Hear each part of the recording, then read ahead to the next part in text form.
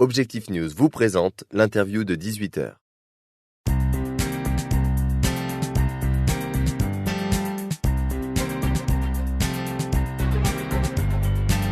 Bonsoir à tous, merci de nous rejoindre sur objectivenews.tv. C'est l'heure du rendez-vous économique avec aujourd'hui Jean-Marc Wessousfort. Bonjour. Bonjour. Vous êtes maire de Cahors, président du Grand Cahors. La ville est repassée très récemment au-dessus des 20 000 habitants, une tendance plutôt positive.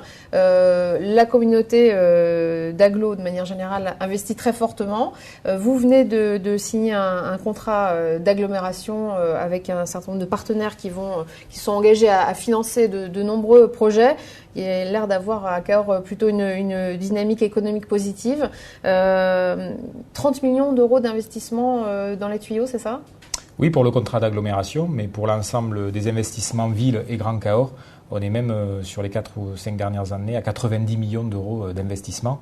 Donc dans ce contexte de crise, les collectivités du Grand Cahors et de la ville jouent leur rôle de dynamique pour pouvoir avoir derrière des résultats et que les entreprises ne souffrent pas trop de la crise, même si évidemment on la sent. Mais c'est vrai que... Et vous êtes une exception alors, autant de millions d'euros d'investissement dans une période où au contraire on considère que les collectivités locales peinent à trouver des financements. Il se trouve qu'on a innové, on a été les premiers à utiliser le dispositif de fusion entre communautés qui nous apportait des dotations d'État beaucoup plus importantes puisqu'on a récupéré 2 600 000 euros par an. Et que la plupart, on les a mis sur l'investissement parce qu'il est important aujourd'hui que les collectivités continuent à investir. Donc oui, c'est vrai que aujourd'hui, dans le contexte difficile que connaissent les collectivités, la ville et le Grand Cahors s'en sortent plutôt pas mal. Mais on a mis en place aussi des nouveaux dispositifs de gestion.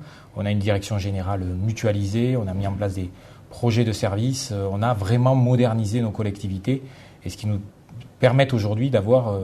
ces importants investissements qui sont quand même une première sur ce territoire. Et le contrat d'agglomération vient aussi souligner cette dynamique en nous apportant des financements supplémentaires puisque la région Midi-Pyrénées, en l'occurrence, apporte 3 millions d'euros sur ces contrats d'agglomération, ce qui était évidemment un élément extrêmement important pour nous. Nous sommes 2 nouvelles communautés d'agglomération, celle de Cahors et celle d'Auch. Alors, précisément, quels sont les grands projets qui vont être financés prochainement ? Je dirais tout ce qui va permettre d'asseoir cette collectivité dans l'équilibre régional et notamment dans la dynamique de la métropole toulousaine. Donc du développement économique, bien sûr, avec la zone de Cahors Sud, 40 hectares aujourd'hui, on viabilise 20 hectares, pour avoir donc 60 hectares sur un potentiel à terme possible de 300 hectares. C'est une zone d'intérêt régional qui est en pleine dynamique puisque depuis 4 ans, on a multiplié par 3 le nombre d'emplois, par 3 aussi la surface utilisée. Et sur ces nouveaux emplois, 61% viennent d'entreprises extérieures au territoire. Donc c'est un développement exogène qui traduit bien aussi la dynamique de cette zone de Cahors Sud qui est, à ma connaissance, une de celles qui sont les plus dynamiques sur la région Midi-Pyrénées. Donc vous dites qu'il va y avoir 20 nouveaux hectares disponibles. Tout à fait. Pour accueillir quel type d'entreprise ? Alors, celles qui se développent le plus aujourd'hui, c'est les entreprises dans la logistique. Je pense notamment à l'installation récente de la plateforme Monsieur Bricolage qui va distribuer l'ensemble du sud de la France. Mais aussi, nous travaillons une spécialisation sur ce qui colle bien au territoire, c'est-à-dire le volet environnemental. Le groupe Paprec vient d'installer une entreprise. Nous avions des touches aussi sur les entreprises qui développent le photovoltaïque. Évidemment, le changement de la règle du jeu a un petit peu complexifié les choses. Mais nous sommes en réflexion avec tout ce qui peut correspondre aussi au territoire. Lorsque vous venez vous installer dans le Lot, vous développez aussi une image de respect de l'environnement, un cadre de vie qui est assez exceptionnel avec un patrimoine. Et donc ça, c'est aussi quelque chose qui peut être valorisant pour les entrepreneurs. Et en tout cas, nous, on a la volonté de les accompagner. Quel est l'intérêt pour les entreprises de la logistique de s'implanter à Cahors, par exemple ? D'abord, le prix du foncier, bien évidemment. Quels sont précisément ces prix, les prix que vous proposez dans ces zones ? On est en cours de viabilisation, donc c'est la viabilisation qui va déterminer le prix. On sait qu'on ne sera pas au-dessus de 19 € du mètre carré. pour les terrains qui ont été vendus jusqu'à aujourd'hui, on était même plus bas. Donc c'est quand même des prix extrêmement attractifs. Et puis on a autour tout un travail qui est fait pour accompagner les entreprises. Il y a une pépinière d'entreprise, demain un hôtel d'entreprise, un accompagnement sur leur installation définitive. Je dirais un esprit aussi Cahors Sud, avec des animations, avec un accompagnement. Chaque année, il y a un karting, on se retrouve dessus pour travailler un petit peu la cohésion. Donc il y a aussi des gens qui se retrouvent avec cette volonté d'investir, d'entreprendre, et c'est aussi tout ce qu'on essaie de travailler. On sent que pour vous, le développement économique, c'est vraiment un point majeur. Dans le contexte actuel, et surtout pour nos villes qui sont préfectures, avant tout administratives, si on veut se développer, si on ne veut pas rater le train du développement métropolitain, il faut qu'on soit offensif sur le développement économique. J'ai parlé du développement économique, je dirais industriel. Il y a aussi tout le volet touristique, même si ce n'est pas quelque chose de nouveau à Cahors, mais il y a la possibilité de l'amplifier incontestablement. De nombreux projets ont été lancés en termes d'aménagement d'espace public. Prochainement, l'installation d'un hôtel 4 étoiles et adossé à celui-ci une auberge de jeunesse à l'international. Donc on développe l'offre, on développe la ville, on met en valeur le patrimoine puisqu'il y a un gros effort qui est fait aujourd'hui sur le secteur sauvegardé de Cahors, où je rappelle qu'il y a 2 monuments classés au patrimoine de l'UNESCO, la cathédrale et le pont Valentré, et que nous sommes en secteur sauvegardé. Il n'y en a pas tant que ça en Midi-Pyrénées, avec des expérimentations qui sont aussi lancées, des partenariats notamment avec l'école d'architecture de Toulouse. Donc un vrai travail de fond, parce que nous avons le sentiment que les gens reviennent sur le centre-ville et que nous ne pourrons plus développer notre ville comme on l'a fait avant. On voit bien qu'il y a une nouvelle urbanité, les gens reviennent vivre, s'installer, le commerce de centre-ville se développe plutôt bien chez nous. C'est vrai qu'on n'a jamais pu, de par la topographie, développer le commerce de périphérie. Mais je pense que dans le contexte actuel, c'est plutôt un atout. En tout cas, on fait de ce désavantage aujourd'hui un atout.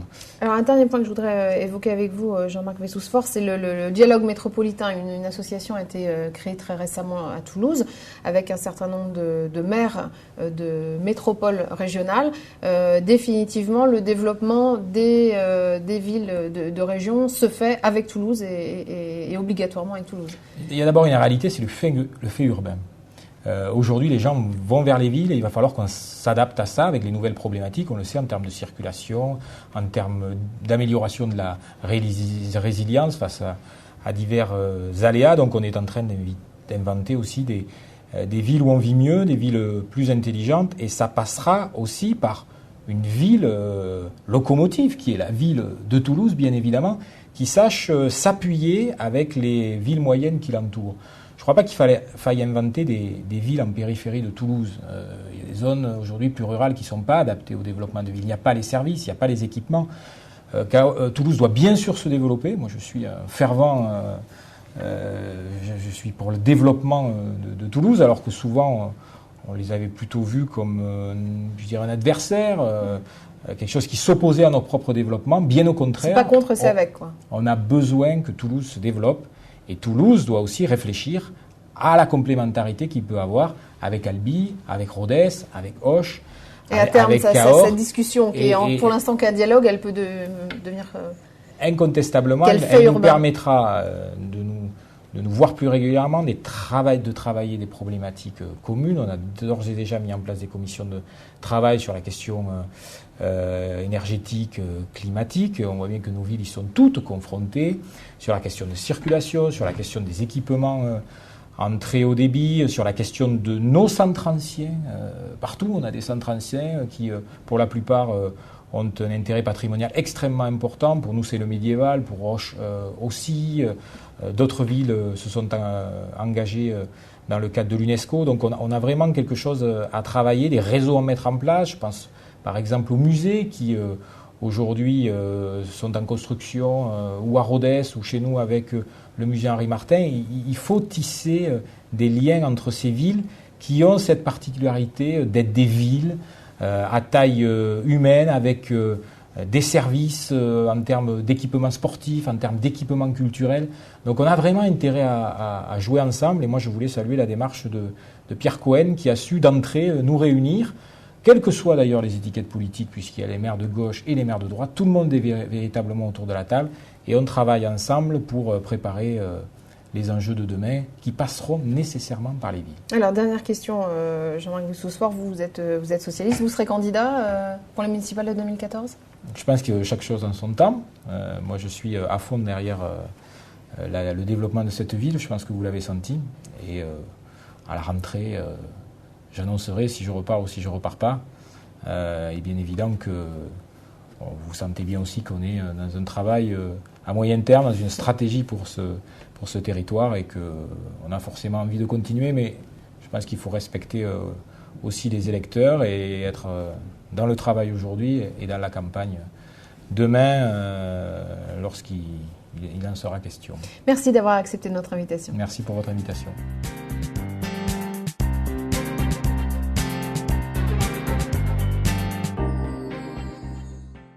Objectif News vous a présenté l'interview de 18h.